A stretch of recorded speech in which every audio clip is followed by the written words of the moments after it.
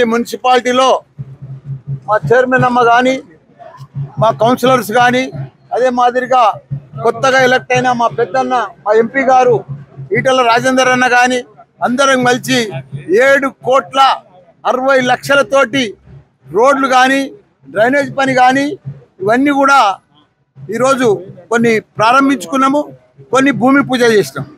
ఏది ఏమైనా నా మేడ్చల్లో 3 కార్పొరేషన్లు 7 మున్సిపాలిటీలు 61 గ్రామాలు, ప్రతి గ్రామం కానీ ప్రతి మున్సిపాలిటీ కానీ ప్రతి కార్పొరేషన్ కానీ అద్దం లెక్క చేస్తాం. 61 గ్రామాలలో అసలు రోడ్డు లేని గ్రామం లేదు, అంత అద్భుతంగా చేసినాం. అదే మాదిరిగా మున్సిపాలిటీలలో కూడా ఇప్పుడు ఒక్కొక్క మున్సిపాలిటీలో ఇదే గుళ్ళపోచపల్లి ఒక్కొక్కరికి 4.5 కోట్ల వర్కులు అయినాయి. ఇప్పటిదాకా 4.5 సంవత్సరాలలో 4.5 కోట్లు. ఒక్కొక్క కౌన్సిలర్ 15 మంది కౌన్సిలర్లు ఉన్నారు. వాళ్ళు బీజేపీలో ఉండని, కాంగ్రెస్లో ఉండని, బీఆర్ఎస్లో ఉండని. రాజకీయాలకు అతీతంగా ఎలక్షన్స్ వచ్చినప్పుడే రాజకీయం, కానీ గెలిచినాక మాత్రం అందరు కౌన్సిలర్లే, ఏ పార్టీలో ఉండని అన్ని కాలనీలు అభివృద్ధి చేస్తాం. ఇప్పుడు మా ఎంపీ గారు కూడా మాట్లాడతారు. మాకు మంచి ఎంపీ గారు కూడా దొరికింది. మాకు మంచి ఇంకా ఆయన కూడా ఢిల్లీకి వెళ్ళి సెంట్రల్కి వెళ్ళి బాగా ఫండ్స్ తీసుకురావాలని ఆయనను కూడా కోరుతా ఉన్నాం. తెస్తా అని చెప్తున్నాడు.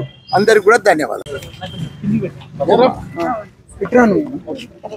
గుళ్ళపోచంపల్లి మున్సిపల్ పరిధిలో చైర్మన్ గారు, వైస్ చైర్మన్ గారు, వాళ్ళ పాలక మండలి, వారితో పాటుగా మా స్థానిక శాసనసభ్యులు మల్లారెడ్డి గారు, మేము 7.5 కోట్ల రూపాయలతో వివిధ డెవలప్మెంటల్ యాక్టివిటీకి ఇవాళ పూర్తయిన వాటికి ఇనాగరేషన్ చేయడం జరిగింది.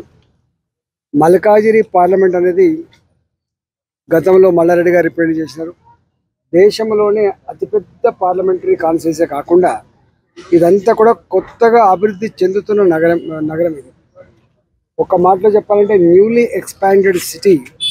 ఇక్కడ డ్రైనేజ్ సమస్య కావచ్చు, డ్రింకింగ్ వాటర్ సమస్య కావచ్చు, రోడ్ల సమస్య కావచ్చు, ఇక్కడ అనేక రకాల ఏ సమస్యలు అవుతున్నాయో ఎంత చేసినా కూడా జరిగినటువంటి నియోజకవర్గం కాబట్టి డెఫినెట్గా రాష్ట్ర ప్రభుత్వం దగ్గర అయితే పెద్ద డబ్బులు లేవు అని చెప్తా ఉన్నారు. ఇలా కేంద్ర ప్రభుత్వ పరంగా కూడా అదేవిధంగా సిఎస్ఆర్, ఇక్కడ పెద్ద ఇండస్ట్రీస్ ఉంటాయి కాబట్టి సిఎస్ఆర్ కింద కూడా డెఫినెట్గా ప్రజల మౌలిక వసతుల కల్పనలో మేమంతా కూడా కలిసికట్టుగా పనిచేసి మల్కాజిగిరి పార్లమెంటరీ నియోజకవర్గంలో ప్రజల సమస్యలు తీర్చడంలో మేము ముందు బాగానే ఉంటాం.